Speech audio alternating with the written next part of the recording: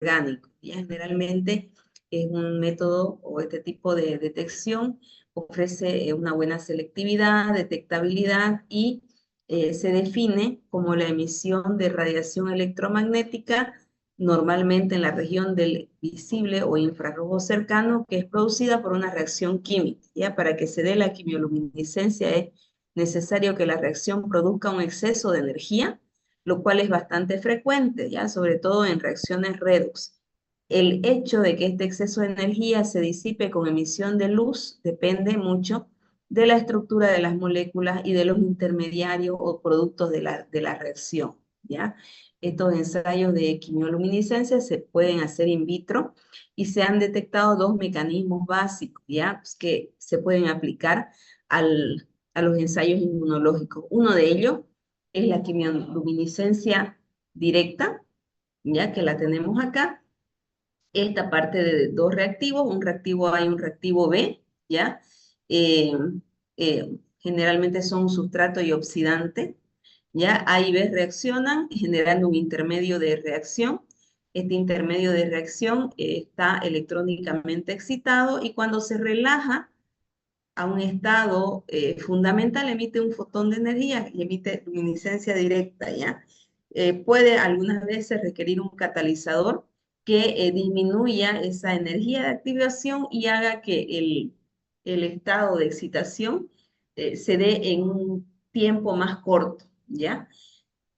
El ensayo de luminiscencia indirecto, que es el que tenemos aquí arriba, ya generalmente se denomina sensibilizado a transferencia de energía, se da igual con un sustrato y un oxidante, reactivo A y reactivo B, y el mecanismo es similar al para la formación del intermedio que está electrónicamente excitado, ¿ya? Pero requiere de una molécula fluorófora, ¿ya? Que va a ser la que va a transferir la energía, de manera que el fluoróforo es el que se excite y emite la fluorescencia, ¿ya? O sea, cuando este vuelve a su estado fundamental, ¿no? Entonces, a eso se refiere la inmunofluorescencia directa y la indirecta. En los ensayos de quimioluminiscencia hay etapas. Uno es la reacción química inicial, que da entre el intermedio y el producto, la conversión del exceso de energía química en excitación electrónica, transferencia de energía, ya en el caso de la luminiscencia indirecta, y el proceso de emisión de luz por parte de las especies excitadas, ¿ya? Eh, que esto involucra pues las cuatro etapas, ¿no? ¿Qué ventajas y qué limitaciones tiene? ¿Ya? En el caso, la intensidad de emisión de luminiscencia es función de la concentración de las especies químicas implicadas. Entonces, las medidas de intensidad se emplean con fines analíticos. ¿Eso qué quiere decir? Traducido a cristiano, en español, que a mayor luminiscencia, mayor concentración del analito que uno está buscando, ¿no? Cuando aplica un ensayo como esto, ¿ya? En el análisis cuantitativo tiene buena sensibilidad, un amplio intervalo para detectar concentraciones mínimas, ínfimas, incluso al nivel de femtomoles. No requiere una fuente de excitación externa y esto se traduce en una ausencia en la dispersión de señales de fondo, es decir, que afectan la lectura, ¿ya? Y no hay tantas interferencias en el proceso de lecturación de los resultados. Entonces, requiere una instrumentación sencilla respecto a otros métodos.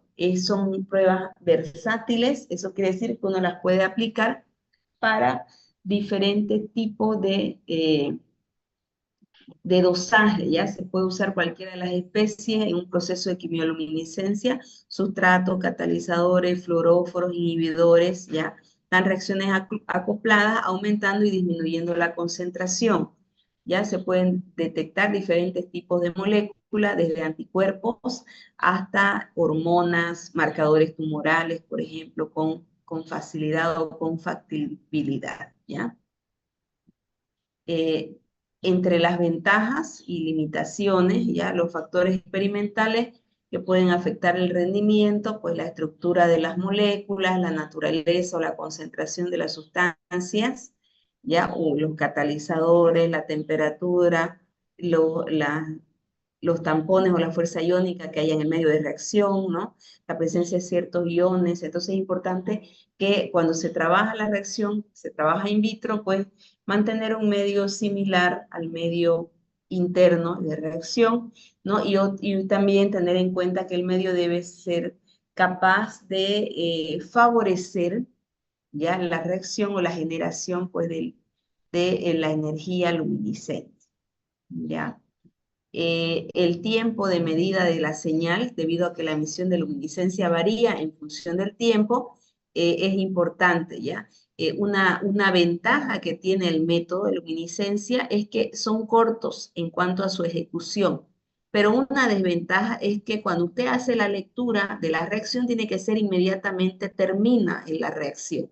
No puede lecturar posterior, o sea, hay un periodo establecido para hacer la lectura y si usted no cumple el tiempo de lectura, pues va a tener errores, ¿no? En el proceso, ¿ya?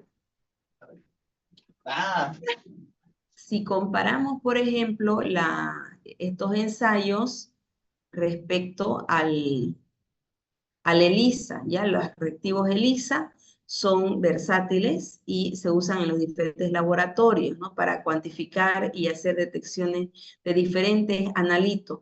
Pero la ventaja del uso del CLIA o de la quimioluminiscencia, de los ensayos de quimioinmunoluminiscencia, es que puede detectar analitos en concentraciones bajas y estos analitos pueden ser molecularmente en menor tamaño respecto a los que el ELISA puede detectar. Ya esa es una ventaja del CLIA versus el ELISA. En el ensayo ELISA se usan anticuerpos que van conjugados a una enzima y que una vez que usted añade el sustrato cromogénico, cataliza una reacción química y genera un cambio de color visible y cuantificable. ¿Ya? En el CLIA pues no se observa ese color, sino se mide a través de un equipo que lectura la luminiscencia. ¿Ya? El ELISA puede utilizarse tanto para detectar un analito en la muestra, ya puede ser cualitativo, o para medir la concentración, es decir, como método cualitativo o cuantitativo. En este último caso es necesario generar curvas de calibración, ¿no? Mediante concentraciones conocidas del antígeno. Y esto también se aplica similar para los ensayos de quimioluminiscencia. Ya en los últimos años han sido muy populares en la investigación, en el diagnóstico, en el área de alimentos, en estudios farmacéuticos, ¿no? Y su fundamento, su principio de reacción es similar al ELISA, solo que en lugar de acoplar una enzima al anticuerpo, lo que se hace es catalizar una reacción de luminiscencia, ¿no? Que resulta en la emisión de fotones que producen luz. Y que esa luz pues no es visualizable al ojo, sino medible con un equipo, ¿ya? Los ensayos luminimétricos proporcionan una buena sensibilidad y, digamos, en el grado de concentraciones ínfimas, ¿ya? O mínimas, ¿no? Con un rango de detección amplio, es decir, desde mínimo concentraciones de analito hasta concentraciones elevadas, ¿ya? Algunas variantes, el ELISA usa como sustratos cromógenos, en el CLIA usa sustratos luminiscentes como el luminol o éster de acridinio. ¿Ya? En el ELISA la señal es el cambio de color, en el CLIA la emisión de luz. ¿Ya? En el ELISA tiene buena sensibilidad, el CLIA es un ensayo más que sensible, ultra sensible. ¿Ya? Si el ELISA puede ser rápido, es fácil de automatizar, ampliamente utilizado y estandarizado. El CLIA pues es ultrasensible, tiene reactivos estables, tiene un menor corto de tiempo para procesar y es fácil también de automatizar. Ya existen equipos automáticos que procesan los ensayos de quimioluminiscencia. ¿Qué ventajas tiene la quimioluminiscencia? Mejor rendimiento, mejor sensibilidad. Ya esto permite detectar concentraciones de halitos más bajos en el diagnóstico temprano de una enfermedad, por ejemplo.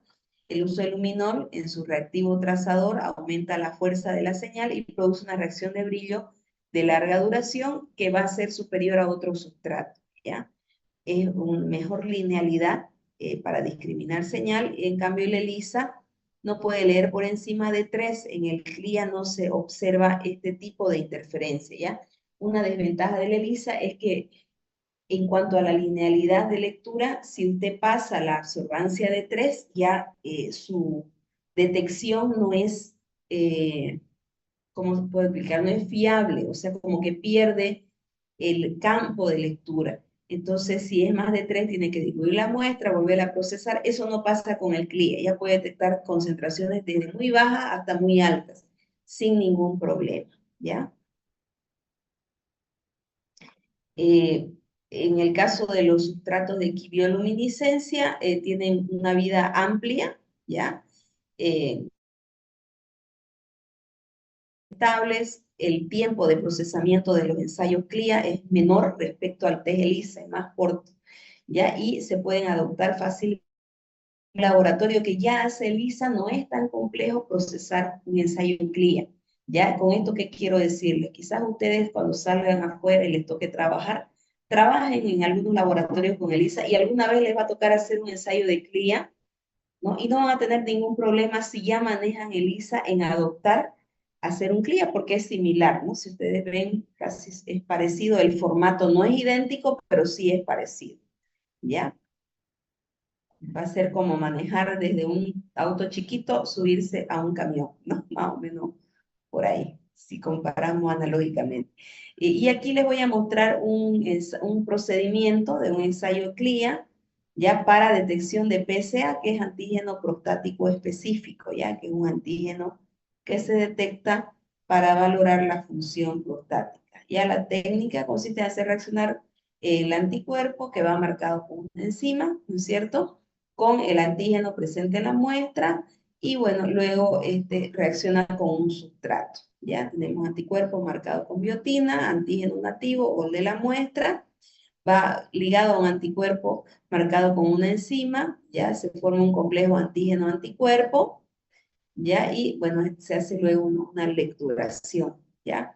Entre los componentes del kit están los pocillos, acá, conformados similares al formato ELISA, solo que estos no son transparentes, son un plástico blanco, viene así la placa, está la solución de lavado, el trazador, están los controles, ¿no? Y tienen pues todos los estándares que se utilizan porque el ensayo es cuantitativo, así que requiere el uso de estándares. En el procedimiento hay que elaborar el formato, ya, de las pruebas que uno va a procesar, ¿no?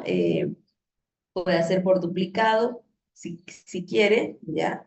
Hay que colocar la muestra, suelo de referencia, se adiciona el trazador, ya, en el pocillo, aquí podemos ver colocando las muestras, aquí está colocando el trazador, ¿no? El proceso, ya, se agita un poco la placa y se incuba a temperatura ambiente, no necesitan ni siquiera una incubadora. Se hace a temperatura ambiente, luego se hace el procedimiento de lavado, ya se elimina el contenido de la microplaca, ya, y luego se seca con papel absorbente. Aquí vemos un ilustrado, el procedimiento de lavado es similar a la prueba ELISA. Terminamos la incubación, eliminamos la muestra que ya contiene el conjugado y lavamos con la solución de lavado. ¿Ya? Igual hay un procedimiento de lavado establecido, dependiendo del número de pocillos, esperamos unos minutos, luego eliminamos el contenido de los pocillos, ¿no? Repetimos eso 2 a 3 veces, ahí se retira el excedente de muestra, volvemos a lavar. Ya ahí está usando, por ejemplo, una micropipeta multicanal, ¿no? Que es más cómoda y lo ideal cuando uno hace lavado de ELISA, aunque hay equipos lavadores automatizados, ya que hacen ese lavado. Pero unos segundos y ahí eliminamos, ¿no? el excedente. Sí, aquí está, continúa el procedimiento de lavado, ya se hace 3 a 5 lavados, es variable, ya dependiendo del protocolo o del procedimiento, ¿no? La solución de lavado uno prepara con antelación, ¿no? Minutos antes de lavado.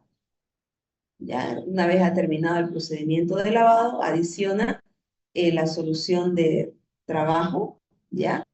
Y se incuba algunos minutos a temperatura ambiente en oscuridad, ya generalmente 5 minutos. Acá tenemos la incubación, después de la incubación se hace la lectura. Generalmente se incuba en el mismo equipo, este es el lector para quimioluminiscencia, ¿ya? Que viene incluido, o sea, te compra el equipo y adicional adquiere el software que lo puede instalar en una computadora. Entonces cuando hace la lectura, ahorita vamos a ver, está el equipo, ya le da la orden y ya aquí ha colocado las muestras, ¿no es cierto? Y hace la lectura, le traduce los resultados en un formato específico donde le da las unidades de quimioluminiscencia o las unidades de luminiscencia automáticamente le genera ya la concentración del analito que uno requiere, ¿no es cierto? Automáticamente, porque en el software introduce la información y ya le genera todo lo de la muestra. ¿Ya? Para los resultados se utiliza una curva de respuesta de dosis para evaluar la concentración. Ya se registra las unidades de luminiscencia obtenidas en el lector de microplacas, hace su gráfico, ya unidades de luminiscencia para cada concentración del suero, ¿no?, que realiza. Y traza o prepara su curva de calibración, ¿ya? Lo puede hacer en software o lo puede hacer manualmente. Por ejemplo, calibrador 1, esta es su concentración, estas son las unidades de RLU, calibrador 2, concentración, y las dos lecturas, calibrador, el tercero es C, concentración, y la lectura, el promedio. Entonces yo grafico concentración versus lectura, ¿ya?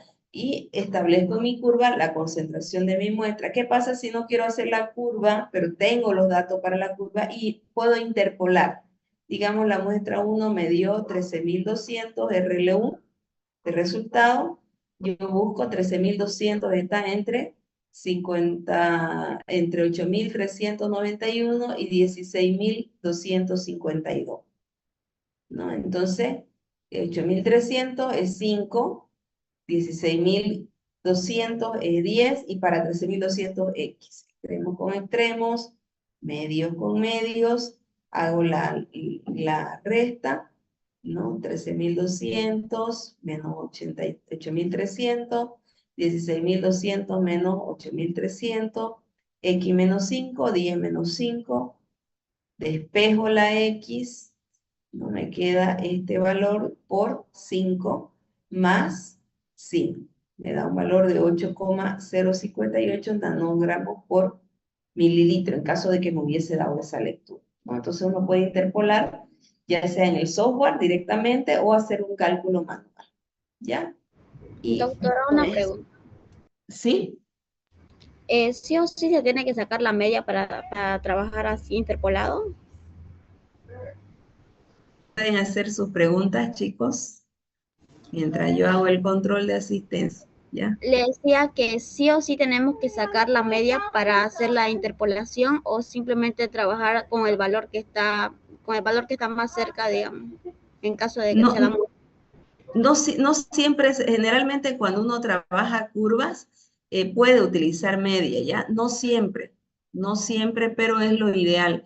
En estas pruebas, por ejemplo, cuando hacemos las curvas de calibración, ¿ya? Uno hace la curva de calibración y utiliza esa misma curva durante todo el tiempo que esté el reactivo vigente, ¿ya? O sea, no tiene que hacer curva cada vez que procesa la muestra, ¿ya? Entonces, lo ideal sí es poder sacar un promedio, ¿no? De la curva, pero de las muestras no es necesario, ¿ya?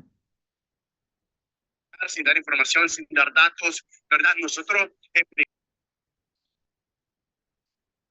¿Alguna otra pregunta? Bien, chicos, si no hay preguntas, nos quedan algunos minutos todavía, pero me gustaría cortar acá y luego darnos unos 5 minutitos para la segunda parte de la clase, ya que es la clase o el tema de teoría, ya que es sobre inmunidad o sobre inmunodeficiencia. ¿Les parece? Sí, doctora. Bien, creo que sí. Ya, entonces cortamos y en 5 minutitos volvemos, ¿ya?